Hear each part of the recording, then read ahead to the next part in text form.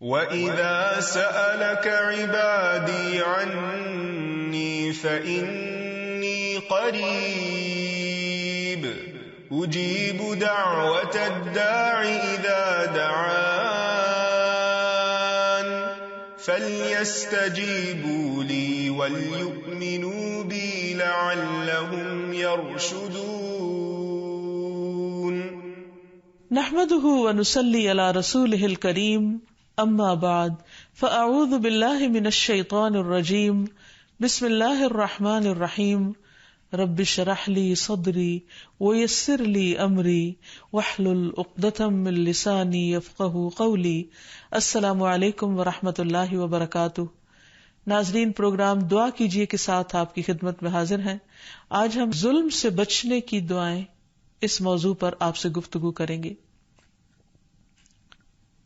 اللہ سبحانہ وتعالی اپنے بندوں کو پکار کے فرماتا ہے، وقال ربکم ادعونی استجب لکم، کہ اے میرے بندو تو مجھ سے دعا مانگو، مجھے پکارو، میں تمہاری دعا قبول کروں گا، میں تمہاری فریاد سنوں گا۔ اس لیے کوئی بھی شخص جو کسی بھی قسم کے ظلم کا شکار ہو رہا ہو، کہیں پر بھی ہو، کوئی مرد ہو یا عورت ہو یا کوئی بچہ ہو، اسے چاہیے کہ اپنے رب کو پکارے۔ رب کے دروازے دن اور رات کھلے رہتے ہیں، اور رب نہ سوتا ہے نہ اس کو اونگ آتی ہے، اور وہ ہر چیز پر پوری قدرت رکھتا ہے۔ وہ تمام ظالموں کو اپنے کنٹرول میں رکھے ہوئے ہے۔ اس لیے جب کوئی ظلم کرنے کا ارادہ کرے یا کر رہا ہو تو اس کے خلاف اللہ سبحانہ وتعالی ہی سے مدد مانگی جائے، اور دعا کرنے کے آداب کو بھی نہ بھولے انسان، کہ انسان اللہ تعالی کو پورے خشوع و خضوع کے ساتھ، تضرع عاجزی کے ساتھ، چپکے چپکے دل میں اور اونچی آواز کے ساتھ جیسے چاہے اپنے رب کو پکارے، لیکن اس میں ان آداب کا خیال رکھے جو نبی صلی اللہ علیہ وسلم نے سکھائے، تاکہ دعا کی قبولیت یقینی ہو جائے۔ اللہ تعالیٰ غافل دل کی دعا نہیں سنتا، لیکن مظلوم کی پکار اس میں اور اللہ سبحانہ وتعالی میں کوئی حجاب نہیں، وہ فوراً سیدھی اوپر پہنچتی ہے۔ اس لیے مظلوم کو پورے یقین کے ساتھ دعا کرنی چاہیے اور اللہ تعالیٰ سے مدد مانگنی چاہیے، اور دعا کرنے سے پہلے اللہ تعالیٰ کی حمد و ثنا اور درود شریف پڑھنا چاہیے، اور اس کے بعد جو بھی دل میں غم ہے یا دکھ ہے یا پریشانی ہے اس کی داستان اللہ تعالیٰ کو سنانی چاہیے، اور اللہ تعالیٰ ضرور مدد کرے گا، اس بات پر پورا یقین ہونا چاہیے۔ جہاں تک ظلم کا تعلق ہے تو ظلم کیا ہے؟ ظلم کہتے ہیں کسی چیز کو اس کی جگہ سے ہٹا دینا، یعنی کسی بھی چیز کو اس کا حق نہ دینا اور وہ کسی اور کو دے دینا، یعنی حقدار کو حق سے محروم کر دینا اور ناحق کسی اور تک وہ چیز پہنچا دینا۔ اور اسی طرح اصطلاحی تعریف جو ظلم کی جاتی ہے کہ کسی دوسرے کے حق میں ناحق طریقے سے اپنی مرضی چلانا یا حق کی حدود کو پھلانگ دینا۔ تو یاد رکھیے کہ اللہ سبحانہ وتعالیٰ نے ظلم کو حرام قرار دیا ہے۔ نبی صلی اللہ علیہ وسلم نے فرمایا، اللہ تبارک و تعالیٰ فرماتے ہیں، اے میرے بندو، میں نے اپنے اوپر ظلم کو حرام قرار دیا ہے، اور میں نے تمہارے درمیان بھی ظلم کو حرام قرار دیا ہے، تو تم ایک دوسرے پر ظلم نہ کرو۔ ظلم قیامت کے دن بھی اندھیروں کا باعث ہوگا۔ نبی صلی اللہ علیہ وسلم نے فرمایا، ظلم قیامت کے دن اندھیروں کی صورت میں ہوگا، یعنی انسان کے لیے، ظالم انسان کے لیے کوئی نور نہیں ہوگا۔ مومن وہ ہوتا ہے جو نہ کسی پر ظلم کرتا ہے اور نہ ظلم ہونے دیتا ہے۔ آپ صلی اللہ علیہ وسلم نے فرمایا، ایک مسلمان دوسرے مسلمان کا بھائی ہے، نہ اس پر ظلم کرتا ہے اور نہ ظلم ہونے دیتا ہے، یعنی نہ اپنے پہ ہونے دیتا ہے اور نہ کسی اور پر ہونے دیتا ہے۔ اور پھر ظلم جو بندوں پر ہوتا ہے وہ ایسا گناہ ہے کہ جب تک بندے معاف نہیں کریں گے اللہ سبحانہ وتعالیٰ بھی ظالموں کو معاف نہیں فرمائیں گے۔ اس لیے انسان حقوق العباد کے معاملے میں بہت محتاط رہے۔ اور اسی طرح اللہ سبحانہ وتعالیٰ کا سب سے بڑا حق کہ اس کو ایک مانا جائے، اگر کوئی اس میں ڈنڈی مارتا ہے یعنی شرک کرتا ہے تو یہ ظلم بھی معاف نہیں کیا جائے گا۔ یعنی 3 طرح کے ظلم ہوتے ہیں، ایک اللہ کے حق میں جو اللہ تعالی کی ذات کے بارے میں، دوسرا بندوں کے حق میں ان کی ذات کے بارے میں، اور تیسرا اللہ سبحانہ وتعالی اور بندے کے درمیان بعض معاملات ہیں جن میں اگر بندے سے کوتاہی یا گناہ وغیرہ ہو جاتا ہے تو اللہ تعالیٰ جس کو چاہتے ہیں اس کو معاف کر دیتے. اس لیے انسان کو اس معاملے میں بہت محتاط ہونا چاہیے. اور ویسے بھی ظلم کا نقصان یہ ہوتا ہے، یعنی دنیاوی نقصان یہ ہوتا ہے کہ اللہ سبحانہ وتعالیٰ ایسے لوگوں کو ہدایت نہیں دیتا. ظالموں کے دل سخت ہو جاتے ہیں، ان کو بعض اوقات کوئی اچھی بات یا نصیحت اثر نہیں کرتی. پھر اسی طرح ہمیں یہ بات بھی پتہ چلتی ہے کہ اللہ تعالیٰ ظالموں سے محبت نہیں کرتے. واللہ لا يحب الظالمین. پھر ظالم فلاح نہیں پاتے، کبھی کامیاب نہیں ہو سکتے. وقتی طور پر ایسا لگتا ہے کہ وہ بہت طاقتور ہیں، لیکن الٹیمیٹلی ان کا انجام اچھا نہیں ہوتا. فرمایا انہ لا یفلح الظالمون. بات یہ ہے کہ ظالم یقینی طور پر فلاح نہیں پاتے، کامیاب نہیں ہو سکتے. اور پھر ظالموں سے اللہ تعالیٰ نے مدد کا بھی کوئی وعدہ نہیں کر رکھا. فرمایا لا ینال عہد الظالمین. پھر ایسا کیوں ہوتا ہے کہ دنیا میں بعض اوقات کچھ لوگ جو پاورفل ہوتے ہیں وہ کمزوروں پر ظلم کرتے رہتے ہیں اور ایک طویل عرصے تک کرتے چلے جاتے ہیں. جیسے فرعون کے بارے میں ہم پڑھتے ہیں قرآن مجید میں کہ وہ سالوں تک بنی اسرائیل پر ظلم ڈھاتا رہا. تو اس بارے میں ہمیں حدیث سے یہ رہنمائی ملتی ہے کہ اللہ سبحانہ وتعالیٰ ظالم کو مہلت دیتا ہے، اس کی رسی دراز کرتا ہے، اور پھر جب اچانک پکڑتا ہے تو اس کو چھوڑتا نہیں، اس کو ختم کر کے رکھ دیتا ہے. جیسے ہم دیکھتے ہیں فرعون کے واقعے میں کہ اللہ تعالیٰ نے اس کو پھر دنیا کے لیے نمونہ عبرت بنا کے رکھ دیا. اور آخر میں جب وہ ڈوب رہا تھا تو وہ اللہ تعالیٰ کو پکار رہا تھا اور اسلام بھی قبول کر لیا اس نے، لیکن اس کا یہ پکارنا اس کو فائدہ نہ دیا اور نہ ہی اس کا اسلام قابل قبول تھا. اور یہ بھی انسان یاد رکھے کہ نہ صرف یہ کہ دنیا میں بلکہ آخرت میں ظالم کا انجام بہت برا ہوگا. قرآن مجید میں اللہ تعالیٰ فرماتے ہیں وَقَدْ خَابَ مَنْ حَمَلَ ظُلْمًا. اور جس نے ظلم کا بوجھ اٹھایا وہ نامراد ہوا. اور اس میں ضروری نہیں کہ کوئی بہت بڑے بڑے ظلم ہو تو تبھی انسان کی پکڑ ہوگی. بعض اوقات چھوٹی سی چیز پر بھی اللہ سبحانہ وتعالیٰ بندوں کو پکڑیں گے جو ظلم میں شامل ہوتا ہے. مثلا نبی صلی اللہ علیہ وسلم نے فرمایا جو شخص ناحق زمین کا کوئی حصہ ایک بالش کے برابر بھی ہتھیا لیتا ہے، یعنی ظلم اور جبر کے ساتھ کسی سے چھین لیتا ہے، اللہ عز و جل اس شخص کو قیامت کے دن اس بات پر مجبور کریں گے کہ وہ اسے 7ویں زمین تک کھودے، پھر وہ قیامت کے دن تک اس کے گلے میں توق بنا کر ڈال دیا جائے گا یہاں تک کہ لوگوں کے درمیان فیصلہ ہو جائے. اب ایک بالش زمین دنیا میں انسان کے کس کام کی، لیکن اس کی سزا کتنی بڑی ہے اگر کوئی انسان کسی کا حق مارتا ہے. اور اس میں خصوصاً یاد رکھنا چاہیے کہ جب لوگ وارثوں کو ان کے حق سے محروم کر دیتے ہیں اور یتیم بچوں کی جائیداد اور پراپرٹی پر ناجائز قبضہ کر لیتے ہیں تو یہ کوئی معمولی بات نہیں ہے، بہت بڑا کبیرہ گناہ ہے اور آخرت میں اس پر بہت بڑی سزا سنائی گئی ہے. پھر اسی طرح یہ ہے کہ ظلم کے نتیجے میں انسان کی نیکیاں بھی کام نہیں آئیں گی، یعنی باقی نماز روزہ جو ہے وہ بھی وہاں فائدہ نہیں دے گا. رسول اللہ صلی اللہ علیہ وسلم نے فرمایا روز قیامت ایسا آدمی آئے گا جسے یہ امید ہوگی کہ وہ اپنی نیکیوں کے بلبوتے پر نجات پا جائے گا. اس نے جن پر ظلم کیا ہوگا وہ آ کر اس کی نیکیاں لیتے رہیں گے حتیٰ کہ اس کی نیکیاں ختم ہو جائیں گی.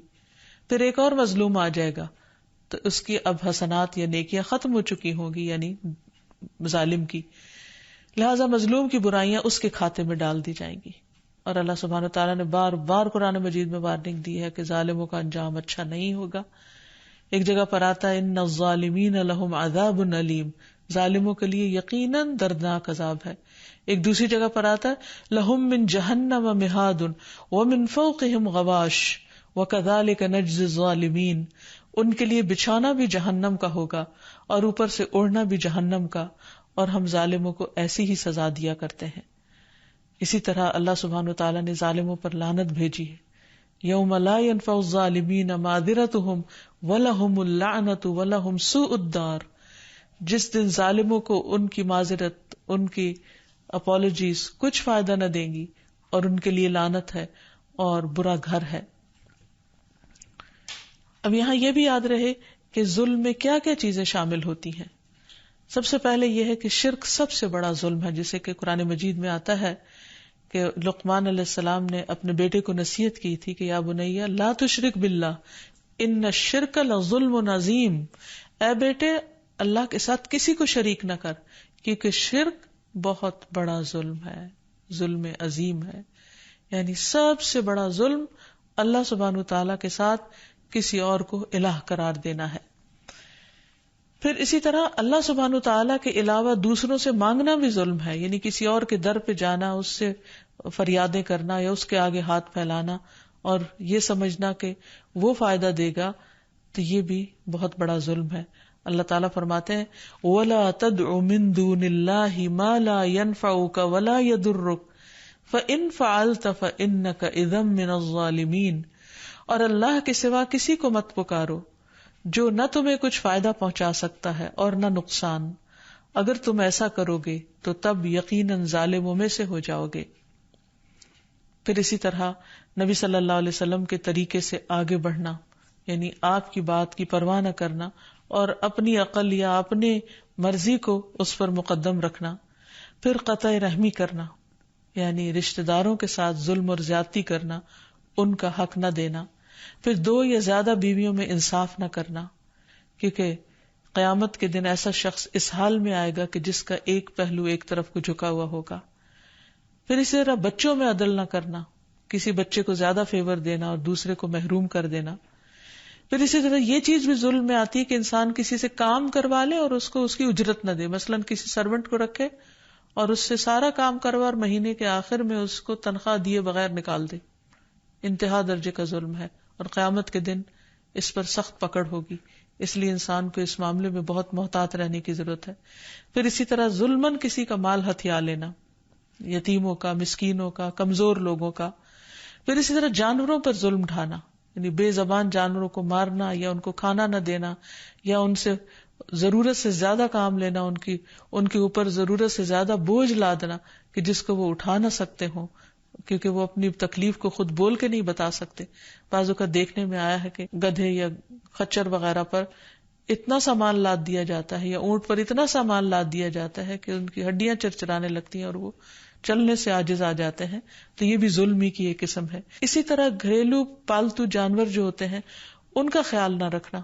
ایک عورت جس نے ایک بلی رکھی ہوئی تھی، اس کو اس نے باندھ دیا اور اس کو کھانا پینا نہیں دیا اور اس میں وہ بھوکی مر گئی، تو اس کی وجہ سے اس کے لیے عذاب کی بشارت دی گئی، کیونکہ اس نے ایک جانور کے ساتھ ظلم کیا.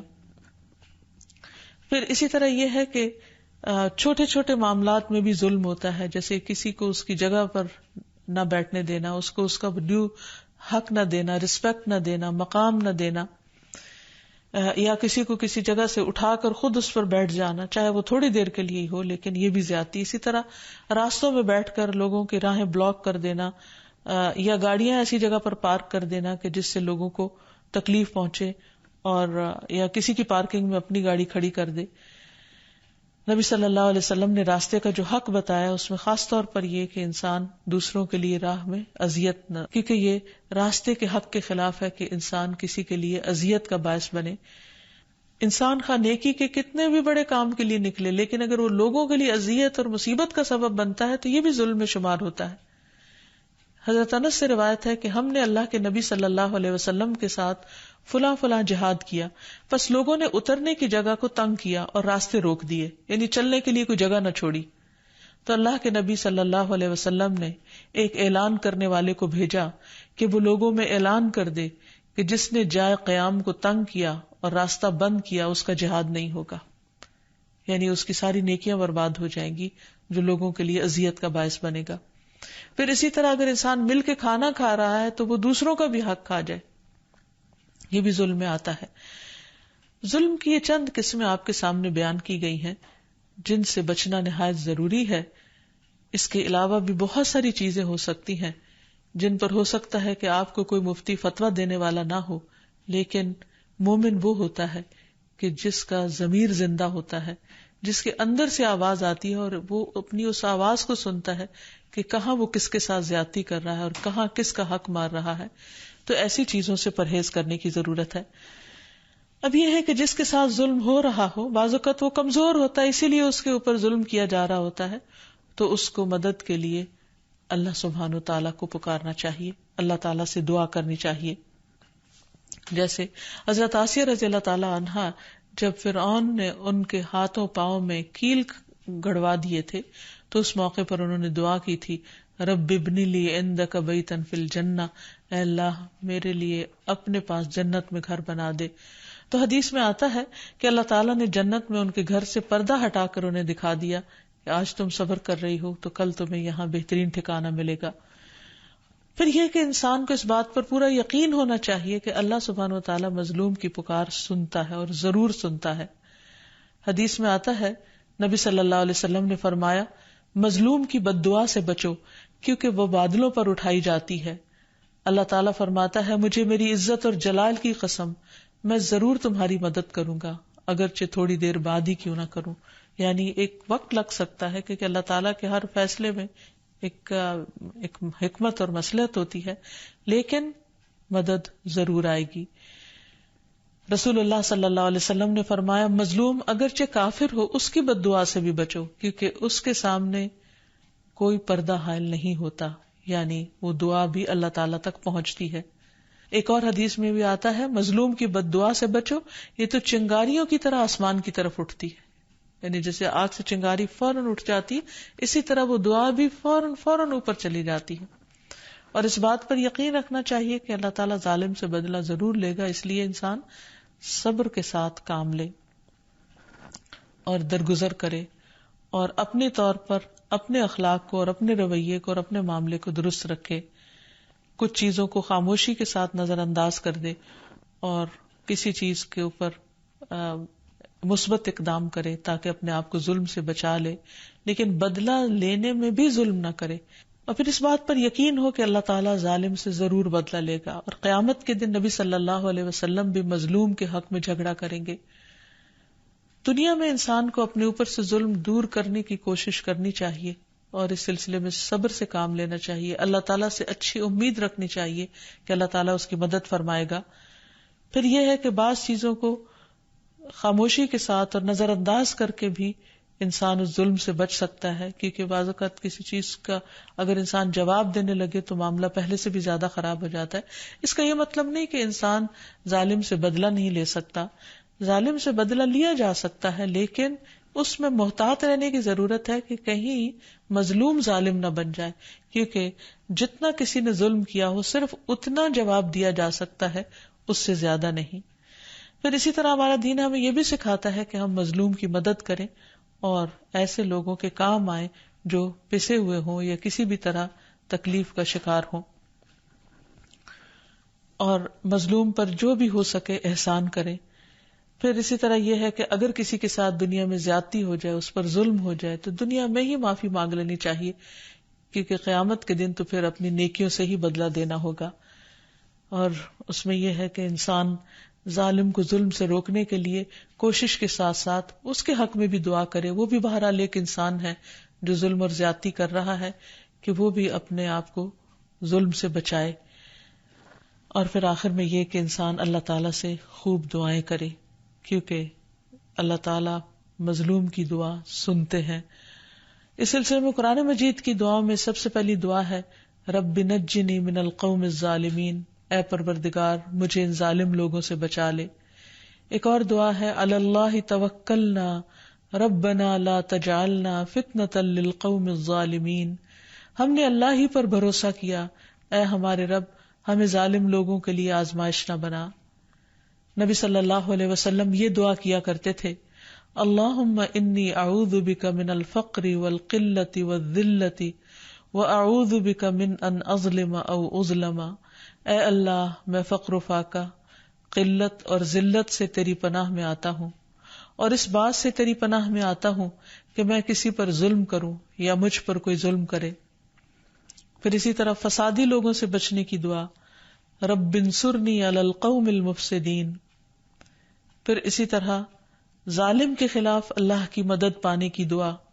رسول اللہ صلی اللہ علیہ وسلم کہا کرتے تھے، اللہم اصلح لی سمعی و بصری واجعلہم الوارثین منی وانصرنی علی من ظلمنی وارنی منہ ثأری. اے اللہ میری سماعت اور بصارت کو میرے لیے بہتر بنا دے اور انہیں میری موت تک باقی رکھ. جو مجھ پر ظلم کرے اس کے خلاف میری امداد فرما اور مجھ کو اس سے انتقام لے کر دکھا. پھر ظالموں کے شر سے بچنے کی دعا. ابن عباس سے روایت ہے، انہوں نے کہا کہ جب تم کسی ظالم سلطان کے پاس آؤ اور تمہیں یہ خوف ہو کہ وہ تم پر غالب آ جائے گا تو یہ دعا 3 مرتبہ پڑھو. اللہ اکبر، اللہ اعز من خلقہ جمیعا، اللہ اعز مما اخاف واحذر، اعوذ باللہ الذی لا الہ الا ھو الممسک السماوات السبع ان یقعن علی الارض الا باذنہ من شر عبدک فلان وجنودہ واتباعہ واشیاعہ من الجن والانس، اللہم کن لی جارا من شرہم جل ثناؤک وعز جارک وتبارک اسمک ولا الہ غیرک. اللہ سب سے بڑا ہے، اللہ اپنی تمام مخلوق پر سب سے زیادہ غالب ہے. اللہ ان چیزوں سے کہیں زیادہ طاقت والا ہے جن سے میں خوف کھاتا اور ڈرتا ہوں، اور میں اللہ کی پناہ میں آتا ہوں جس کے سوا کوئی معبود نہیں، 7 آسمانوں کو تھامنے والا کہ وہ زمین پر نہ گر جائیں مگر اس کی اجازت سے، تیرے فلاں بندے کے شر سے اور اس کے لشکروں اور اس کے پیروکاروں اور جنوں اور انسانوں میں سے اس کے ساتھیوں کے شر سے بھی. اے اللہ ان کے شر سے میرے لیے پشت پناہ بن جا. تیری تعریف بڑی شان والی ہے اور تیری پناہ بہت مضبوط ہے. تیرا نام بابرکت ہے اور تیرے سوا کوئی معبود نہیں. اور آخر میں یہ کہ انسان اپنے گناہوں کی معافی بھی مانگتا رہے، کیونکہ ظالم کوئی دوسرا نہیں، ہم خود بھی ہو سکتے ہیں. اور اس سلسلے میں آیت کریمہ کا ورد جہاں انسان کو محسوس ہو کہ انسان نے دوسرے کے ساتھ کوئی ناحق زیادتی کر دی ہے، اور وہ ہے لا الہ الا انت سبحانک انی کنت من الظالمین. اسی طرح وہ دعا جو آدم علیہ السلام اور حوا علیہ السلام نے پڑھی تھی، ربنا ظلمنا انفسنا وان لم تغفر لنا وترحمنا لنکونن من الخاسرین. اے ہمارے رب، ہم نے اپنی جانوں پر ظلم کیا اور اگر تو نے ہمیں نہ بخشا اور ہم پر رحم نہ کیا تو ہم ضرور خسارہ پانے والوں میں سے ہو جائیں گے. پھر اسی طرح ابو ہریرہ فرماتے ہیں کہ سب سے زیادہ مکمل دعا یہ ہے کہ آدمی یوں کہے، اللہم انت ربی وانا عبدک ظلمت نفسی واعترفت بذنبی یا رب فاغفر لی ذنبی انک انت ربی انہ لا یغفر الذنب الا انت. اے اللہ تو میرا رب اور میں تیرا بندہ ہوں، میں نے اپنی جان پر ظلم کیا، مجھے اپنے گناہوں کا اعتراف ہے. اے میرے رب میرے گناہوں کو معاف فرما، تو ہی میرا رب ہے اور تیرے علاوہ کوئی بھی گناہوں کو معاف نہیں کر سکتا. ابو بکر صدیق رضی اللہ عنہ کہتے ہیں کہ انہوں نے رسول اللہ صلی اللہ علیہ وسلم سے کہا کہ مجھے کوئی ایسی دعا سکھا دے جو میں اپنی نماز میں مانگا کروں. آپ صلی اللہ علیہ وسلم نے فرمایا، کہو اللہم انی ظلمت نفسی ظلما کثیرا ولا یغفر الذنوب الا انت فاغفر لی مغفرۃ من عندک وارحمنی انک انت الغفور الرحیم. اے اللہ میں نے اپنی جان پر گناہ کر کے بہت ظلم کیے اور تیرے علاوہ کوئی بھی گناہوں کو معاف نہیں کر سکتا، اس لیے اپنے پاس سے میرے گناہوں کو معاف فرما اور مجھ پر رحم فرما، بے شک تو بڑا بخشنے والا نہایت مہربان ہے. وآخر دعوانا ان الحمد للہ رب العالمین. السلام علیکم ورحمۃ اللہ وبرکاتہ.